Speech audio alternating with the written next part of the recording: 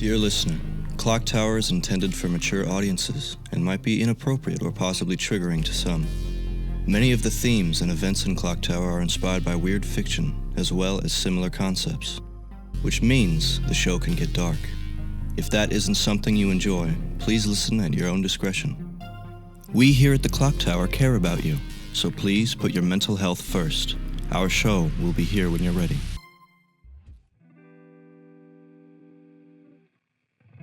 Welcome to Season 2 of ClockTower, a D&D 5e experience. To all our old and new listeners, we're excited to have you here with us. ClockTower is a D&D campaign turned audio drama, played with a custom class and a few house rules that we as a group collectively enjoy. If you find yourself getting a little lost, there's always older episodes to guide you back to the path. With all that said, I hope you enjoyed this episode, and welcome to the ClockTower.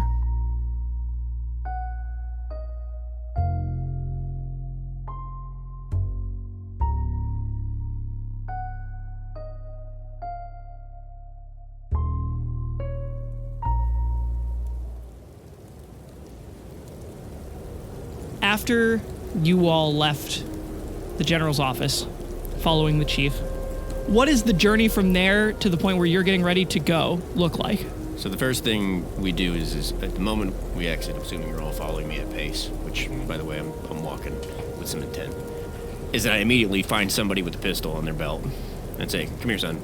Give me your pistol. Give me your belt." And then once I've had the pistol, I'm going to hand it to Trinket and say, "Just in case you need something for that one hand." Okay. Dude, marked for death with a gun, though? Yeah. Hey.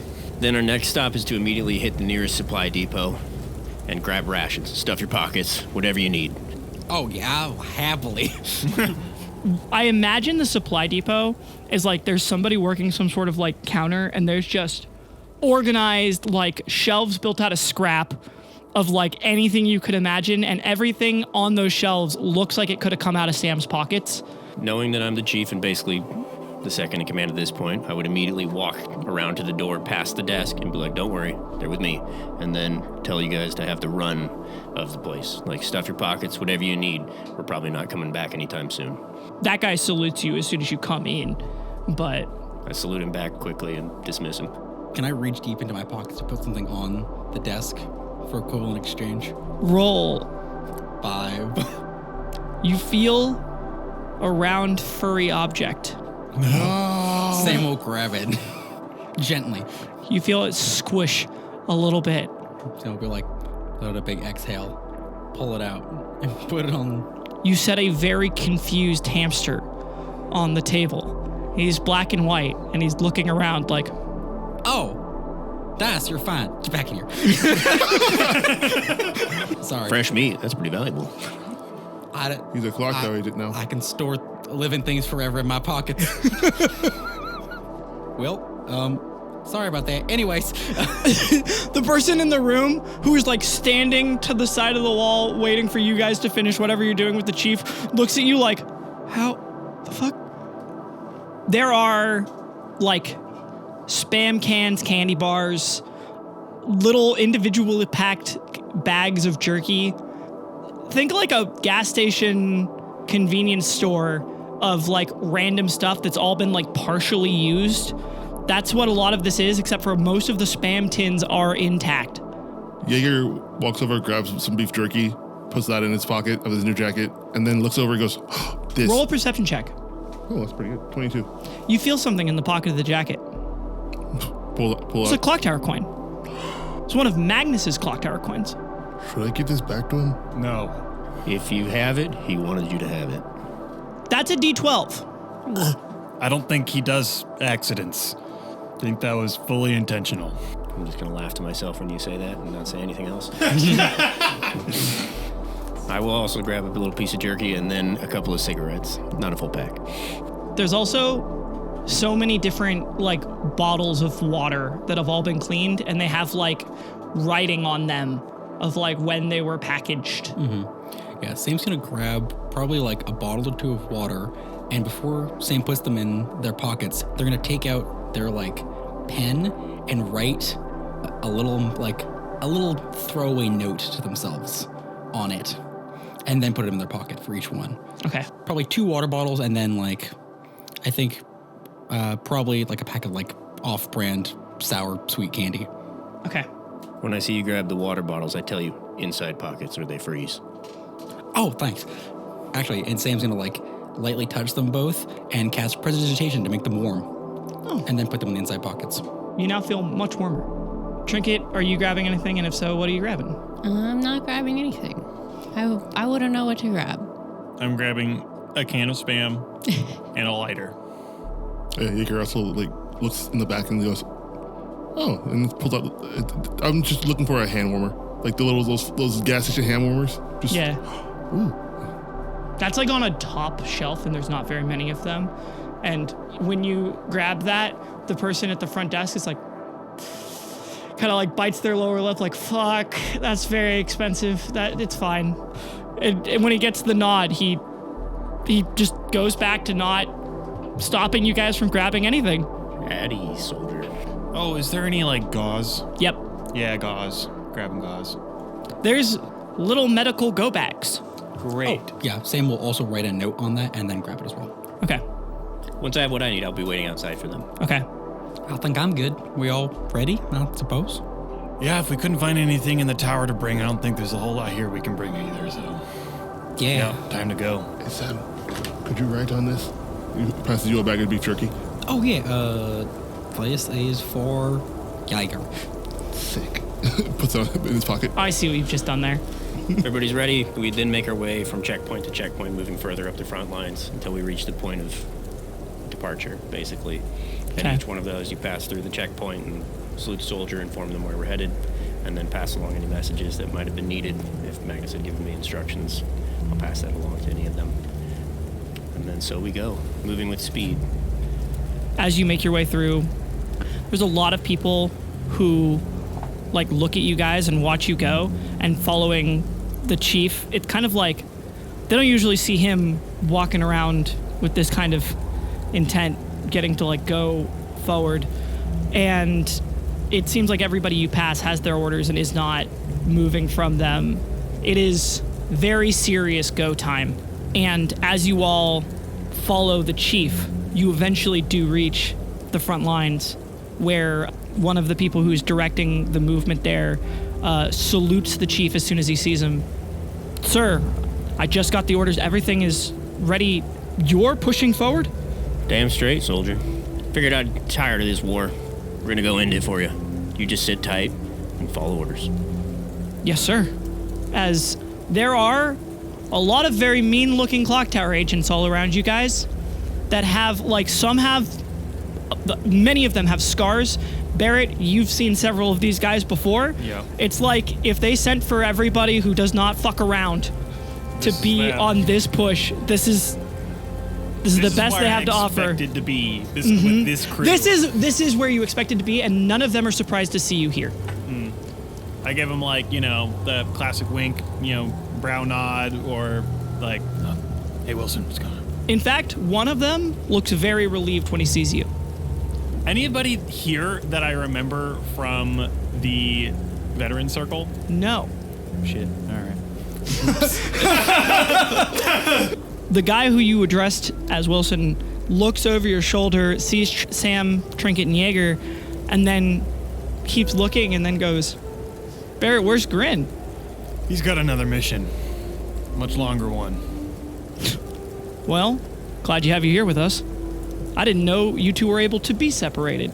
And he gives you a smile. I like stare through him as he says that almost. He smiles at you, and when he sees your face, like goes, oh, Yeah, I didn't mean to stare daggers, but like... You did. I shake it off my face and go, we're good here. He's fine. This mission's too easy to need both of you. A pretty face like that just get wasted here. Am I right, guys? There's like a nod, but the humor isn't quite there. A lot of these guys are nodding and like looking out at the edge of the trench where they're about to like climb up and lead a charge, and they're like, yeah, I'll leave the jokes to Grin. Sorry, fellas. The guy who originally saluted the chief looks at you as if to check if you're ready and waits for the chief to give a signal. I look back at my team too. We're all ready and waiting here. All right. I just say one last thing to all the troops after I look around, giving them a wry smile and a nod. And I say, well, gents, today the war ends for all of us, one way or the other. Let's go. And then a signal is sent out that you kind of see relayed with like speed. And then after a few seconds, you hear the distant sound of fighting already happening as there are two sides, right? You said flanking first, right? Yeah, I'd want to have them pull off to the sides to cause a distraction to allow the chief to plow down the middle. As you hear the sound of two entire sectors attacking what you imagine is a big force, and then you, Barrett, hear so many sounds of crow bombs going off, and you don't know if it's you guys throwing them or the pedalheads throwing them, but it's so loud in the distance. I start counting us down to when we jump trench and go.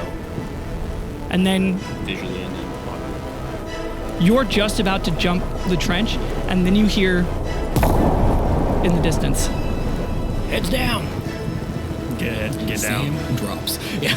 Well, you guys are in the trench, so you don't. Okay, yeah. It's above you right now, but they were like everybody was like getting ready on the ladders to get out of the trench, and then Oh shit! right before they went, it went boom, and there's a pause in the distant sounds of combat, and then immediately after the sight passes over you guys, you start hearing it picking back up again. As soon as that scythe passes over, Up and over the walls. Let's go. as the chief goes up, and all of the people that are with Barrett, all these like hardened guys that you've known for like a while now, they move like hell is behind them. They go fast. Sam's gonna like very quickly, because we're all kind of in a group, tap us all with Sam's wand and cast jump on all of us. And Sam, instead of taking the very small way of climbing the ladder, she's gonna jump up on top of the trench. Are you tapping the chief as well? I'm tapping as many people as I can, because it's not concentration, it's just duration. Okay. You have a triple jump, distance, and height. So you can really jump really far if you need to. The distance is nice. As you guys all start climbing up, Trinket, are you holding out Lantern right now, or is Lantern on your belt? I think it's on my belt. Because if it wasn't, everybody around you would notice. Yeah, and none of them have indicated that I should have it out right now, so I'm going to assume. Okay. And the group that you're with, led by the chief, starts running through the snow, jumping over trenches, taking bridges, and just, you see like a wall of people flooding forward, effectively. And when you finally get to the combat, you see the biggest group of pedalheads you have ever seen. All of the pedalheads are here. They have been focused in one direction, and we're in the middle of like marching to full assault when they've been engaged by two different contingents, and you can see them kind of filtering with like almost a crack in the middle, but it's not quite there. It's like the bulk of their forces is starting to split. You're leading the charge. What are you doing, Chief? Well, fighting's happening on the left of us and the right of us, and our enemies between us and the place we need to go. I'm going to do my best to usher all of you to a concentrated middle, and we're going to spearhead charge our way through it. Guns blazing and weapons swinging, and try to carve a path. Right behind you, Chief. We'll pave the road. You push through. All right. And then with a big huzzah, we go. I'm going to have everybody roll initiative. Every time it is the Chief's initiative, he can choose to give one of you an automatic success. Barrett, I am giving you 10 guys. This is the veteran squad of guys that you know. Okay. You can use one of them to make up for any failed rolls along this path. Okay. And if you do, they die. Noted. And it is not for the record, right? This is not you, Barrett, are sending these men to their death. They are stepping up to protect. Yeah. So as the player, I get to choose when Barrett needs backup. Or anyone. Anybody else? Okay. Good. Yeah. Okay. The other thing now to I'm gonna be remember using them. is until Trinket pulls out Lamp, you're all playing for keeps. And you guys crash into the enemy. Everybody roll initiative. Roll a 19. Okay. 19. 17. I got 15. 13. Okay, this is different than a normal combat, clearly, since I've given you guys a ways to succeed. Because effectively, you're not fighting one dude getting his health bar down. You are attacking to get further in and move people out of your way. You are trying not to stop. Yes. So there are going to be a lot of things that happen when you're going through an army of guys, and you have to do your best to try and get through that.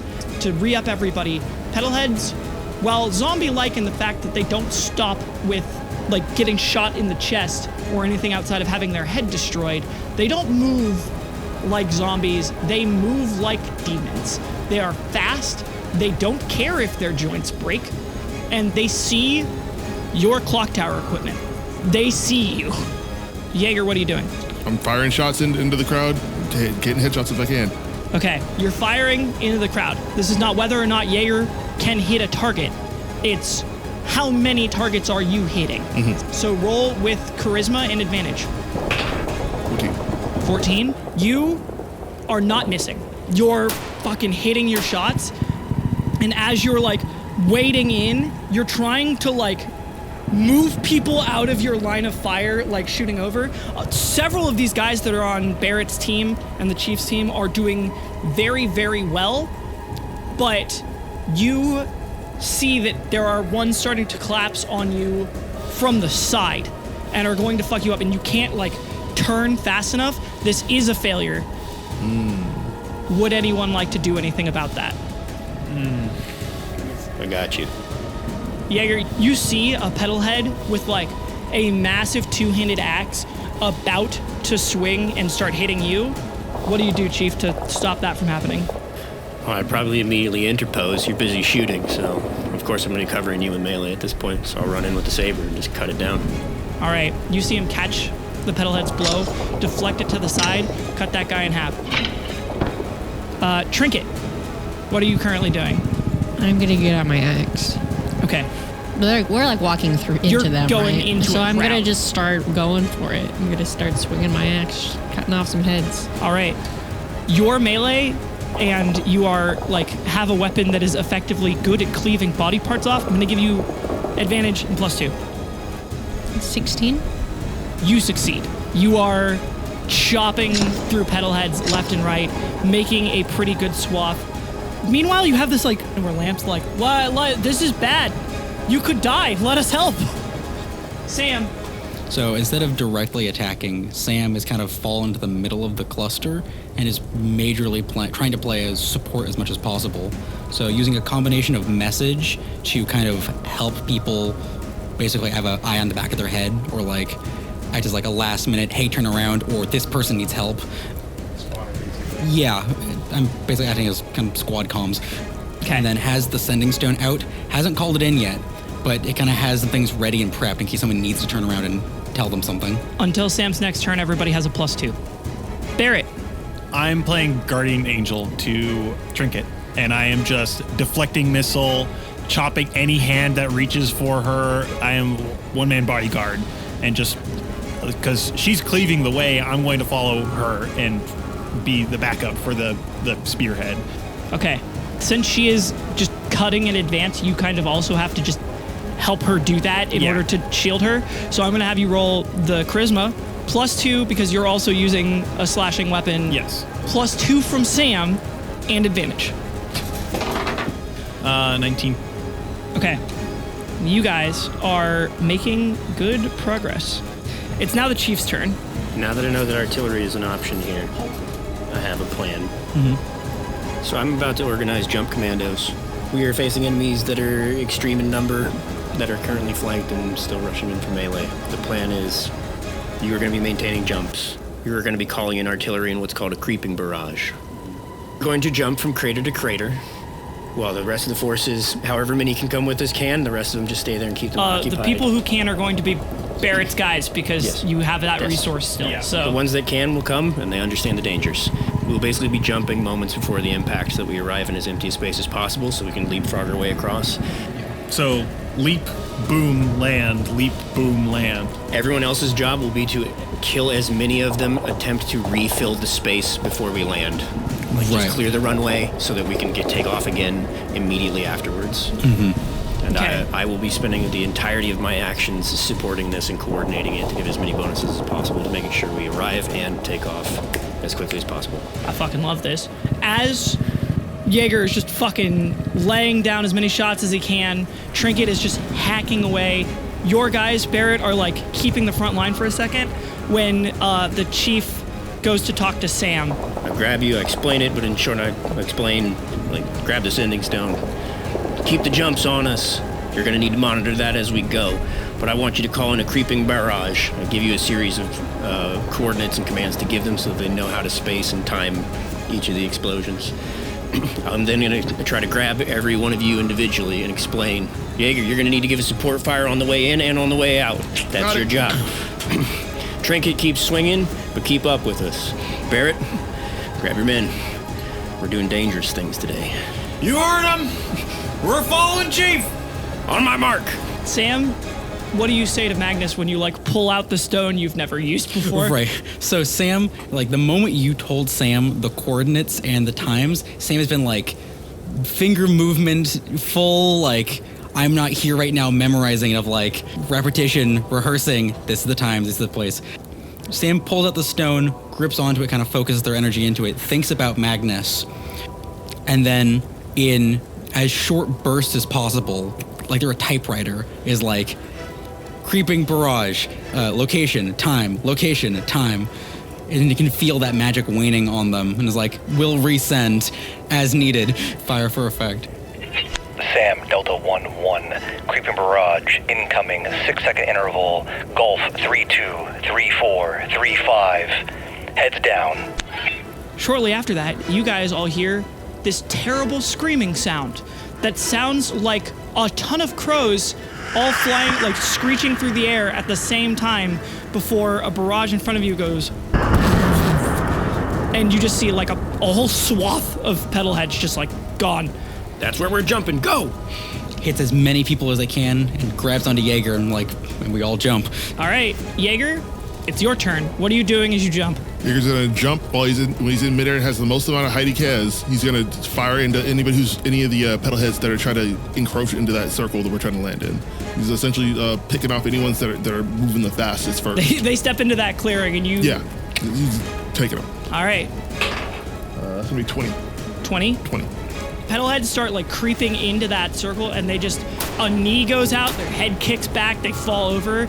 As you guys all start to land, Trinket, what are you doing? What am I doing? I'm doing what I was told to do. I'm gonna keep going. Okay. You don't have Sam's +2, but you do have Charisma +2 and advantage. Okay. 24. Okay. That very much succeeds. Any pedal heads that are like coming closer to this group, you just basically cut one in half and then swing your axe around the other side and cut another thing's head off as you see two of the guys next to you. One of them's got like 2 short swords and he's just like almost shoulder to shoulder with you, cutting one of their legs off, cutting a head off, cutting one of their arms off.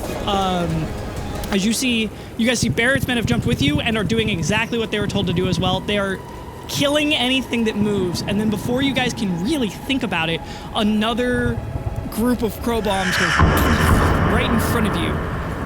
Not like connecting those two barrages, but like far enough that you'll have to jump over another group. But you do see them all land, and enough that you feel the like snow being blown back in your face through the crowd in front of you. It is now Barrett's turn. I'm going to be using Eldritch Strike to catch anything that is just barely out of Trinket's range, anything that she's cleaving enough room for herself that I'm going to get anything, all the extra credit I possibly can that's right outside of her reach. Okay, Charisma +2 and advantage. 21. That very much succeeds. You fuck up more of these pedal heads. Anything that was going to get to Trinket, you just feel the energy on your sword and you launch it. Yeah. As one of them that like was going to attack Trinket from like over her shoulder in a place that she wasn't looking at just gets cut straight down the middle. Hell yeah. As now it's the chief's turn and you realize that the next clearing has been made for you. All right. I make sure everybody knows it, count it down, do whatever I need to coordinate to make this go as quickly as possible, and then jump. Here we go. As you guys are jumping, it is now Jaeger's turn. While you're going through the air, Jaeger, you see there are 3 different pedal heads, all with different guns that are aiming up at you guys as they're running. And you see that after your first jump, the pedal heads have immediately clocked what's happening, and they are aiming for you. I'm trying to fire down their sightline just to hit them directly in the face. Roll it. You don't have advantage on this one. Not 20. With irons. No, I don't need a scope. So while jumping, Jaeger shoots through the sights of one of the pedal heads and just like completely, his head just explodes. You know what you just did, and you land. No one's gonna notice, but God damn it, I know. You know. Sam, what are you doing now? Can I say, while we were jumping, I'm going to kind of see where Jaeger was shooting. Sam will cast Fairy Fire on like a group of ranged targets. The expecting group. Yeah, if I saw any like group that was going to be the problem with the next jump, like to target us midair, I'm gonna cast Fairy Fire on them, so you'll have advantage to hit them next time. You do see there is a group that looks like they're setting up an aggression towards you, and you see one guy on this side and one guy on that side, both of which are spinning up crow bombs. Paint the targets. Sam will, actually instead of casting Fairy Fire, Sam will land and then, because we still have time on jump, basically mass message, letting people, like, painting them by way of, like, they were by these landmarks, and then telling everybody, like, hey, heads up, this was coming. We may have to, like, jump early. Crow bombs winding. Yeah. Okay. Well, we've got 10 grizzled veterans jumping with us. I'm sure that they'll be able to shoot some stuff on the way. Mm-hmm. Barrett, there are crow bombs incoming. There's people melee, like, aggressive. The like horde is descending on you, and you know very soon, in fact, like, you hear other crow bombs coming in to do the next barrage for this next jump. How many of my crew are ranged? Half of them. Half of them? Okay. Yeah, I'm going to instruct any of my ranged members to shoot any crow bomb that hits peak in the sky before we make our jumps, while our melee guys keep them covered while they can focus on their targets. So this is probably going to expend one of my crew members. So you're just going to say auto success, they get rid of these crow bombs. Yes. Okay. Before your guys' crow bombs get here, those two come up, and you see, because Sam painted it, Jaeger immediately goes to start turning to shoot a crow bomb out of the air, and one of your guys, like, has a bolt action and slings that shit up and shoots the crow bomb that Jaeger was aiming at. Another one shoots and misses. A third one of your guys shoots the crow bomb and knocks it, like, off course, and it lands in the crowd, not where you guys are, and kills a bunch of pedal heads. But then, as that guy was shooting it, and like, oh fuck, as it like spins, wondering if it's gonna spin towards you guys, a pedal head with like this curved scimitar just slashes at him and hits him right in the throat, right next to Sam. Can I use my aid to save a guy? I hadn't thought about using it to save that guy. Even Yeah, able to you use know the what? thing, so Yeah, I'm like, you can jump I'll in and save a guy. this one guy. Yeah. What are you gonna? What does that look like? That's me when I see that scimitar get raised, turn and raise a pistol at that thing and unload a mag into it. Also, since you're Path of the North and wouldn't normally have guns, but I just saw you give Trinket a gun, you have a gun, and as soon as you fire all of it, it's out and you just fucking toss it. But you mag dump that pedal head, and that guy's like shot that was gonna go right into his throat, like gets knocked away, and he looks over at you like you just saved his life and he knows it. As I give you a fucking super nod of approval, Chief. You scare the hell out of me, but... You can buy a drink for me later. As in front of you, again, boom, boom, boom, boom, the next barrage lands. Jump. As all of you are jumping this time, everybody make a wisdom save. I got a dirty 20, I mean, sure. 13. 22. 10. All right. I would like you two both to flavor this for your characters how you want. But seeing when you jump up, you're able to see how this war is going and all of the cogs that are fighting for you guys to get to the middle right now, and all of them fucking dying. Like all these pedal heads. You see in like a scope of like being able to survey the battlefield as you jump what this really looks like, and that, for whatever reasons you guys determine, is going to fuck you up for this next round. So, Sam, what do you see and why does that fuck you up?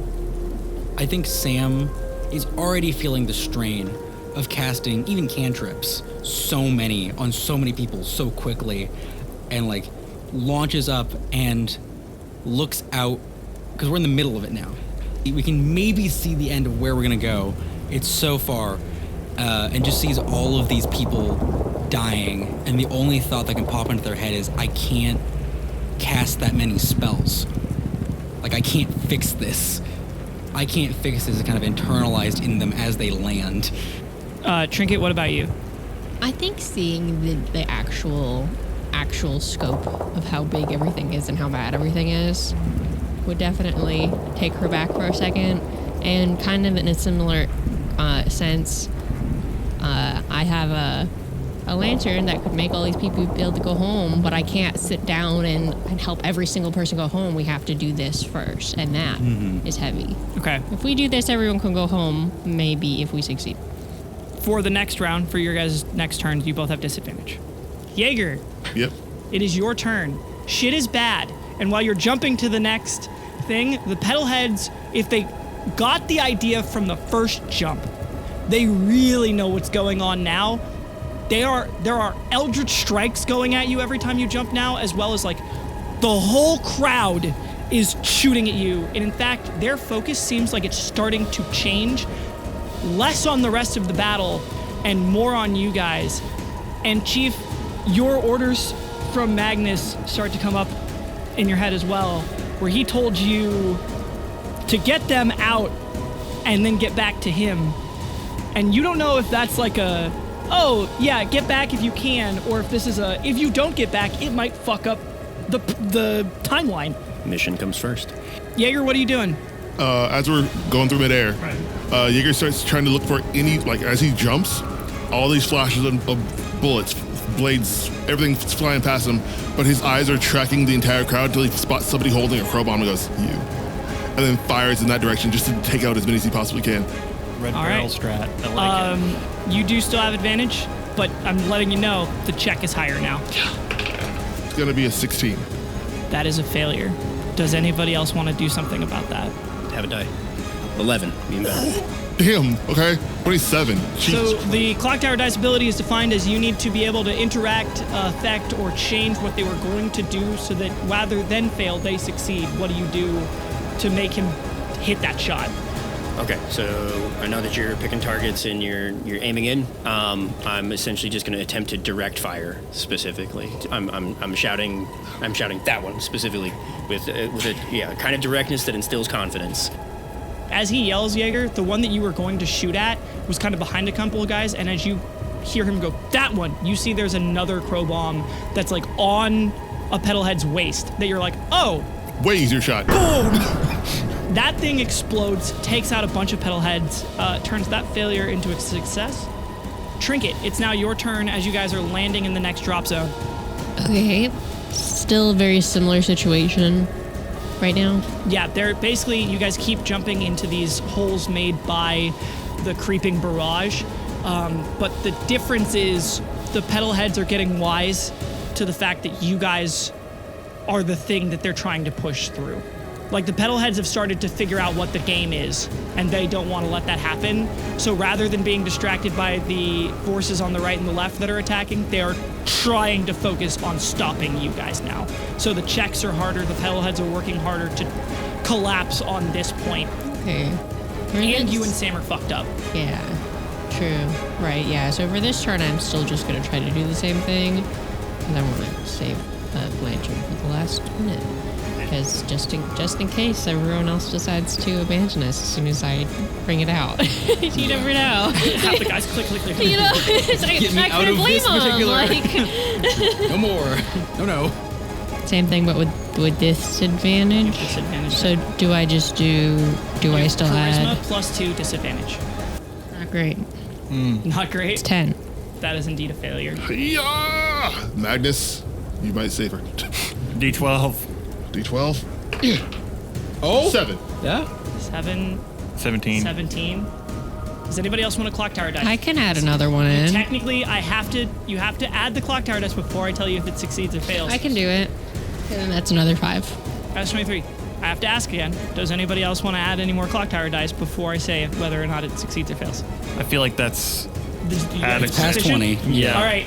It is sufficient. Okay. You cut your way through several petal heads, but as an experienced fighter, especially with your axe trinket, the difference between fighting the petal heads at the beginning of this and fighting them now, it's like they all have started to learn not just how to fight back, but how to fight you specifically. They have started to know what you're going to feint with. They've started to know how you're going to strike. They learn real fucking quick, and they all there's no communicating between them. They just all know. As it's now Sam's turn. I think Sam, instead of again trying to do anything directly, is just taking the time to like reapply jump to everybody. So it's been a little bit of a minute past, reapply jump, and it's just kind of like in the middle recovering. But if anyone got like suddenly killed or injured, they are using healing word. So you're supporting this round. Yeah. Mhm. Okay.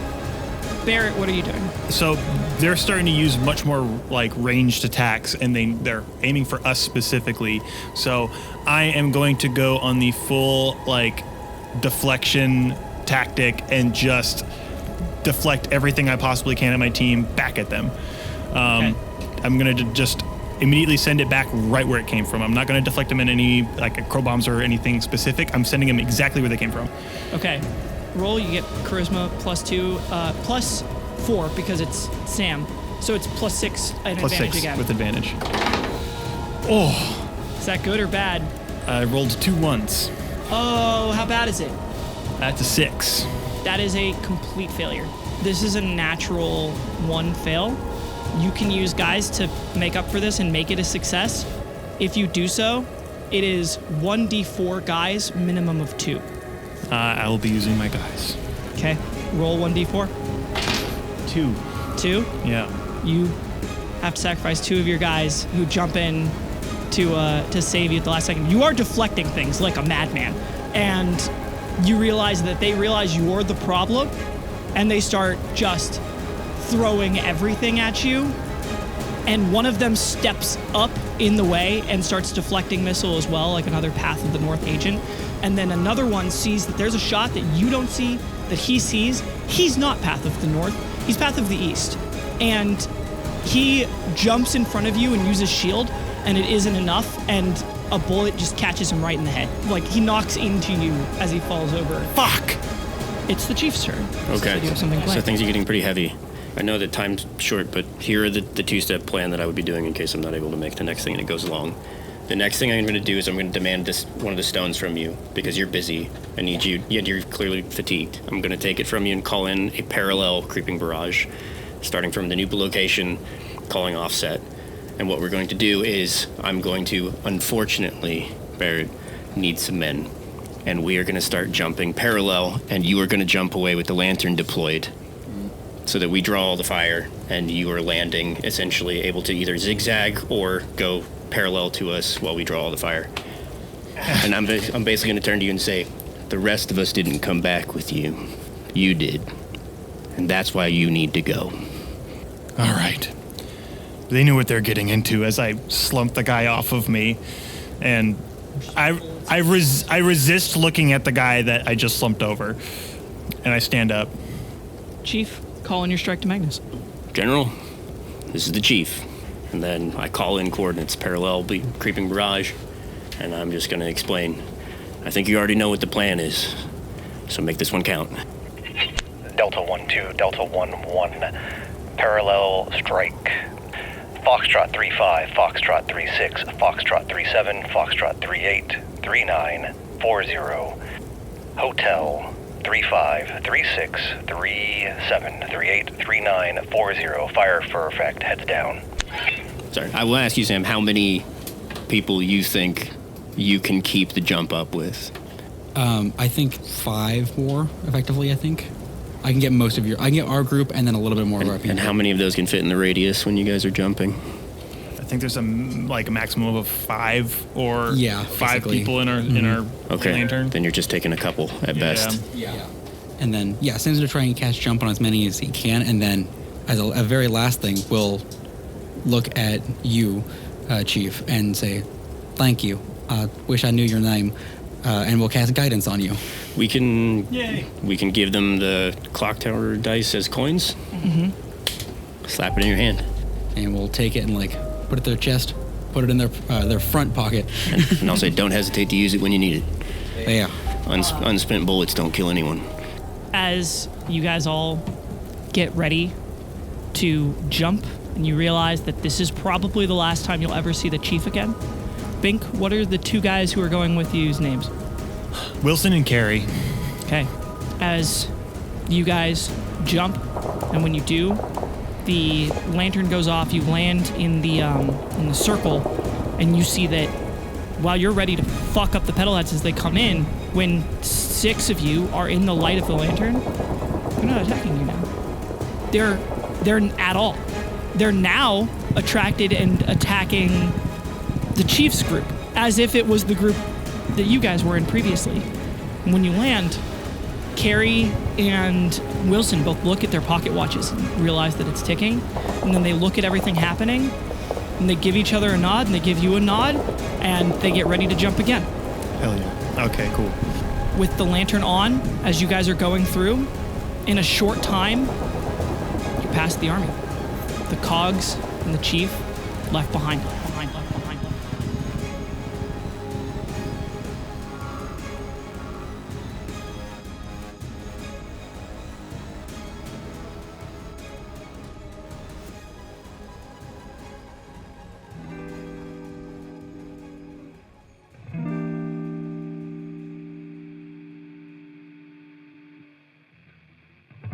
Hey, it's me, Ellie again. So, this is technically the last episode of the Harvest Wars arc.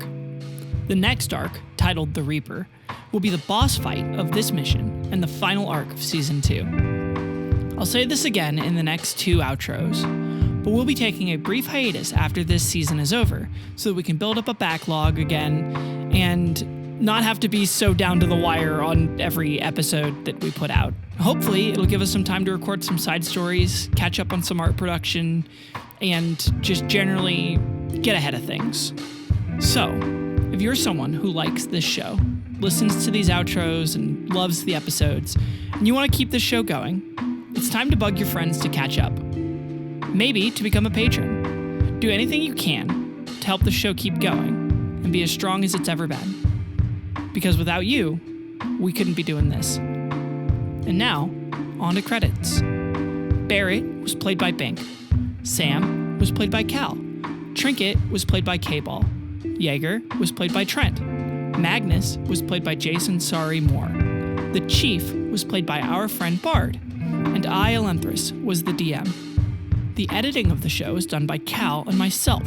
Thank you, Cal, for all the hard work you do to keep the show going. This show, as I said earlier, is funded by our patrons on Patreon.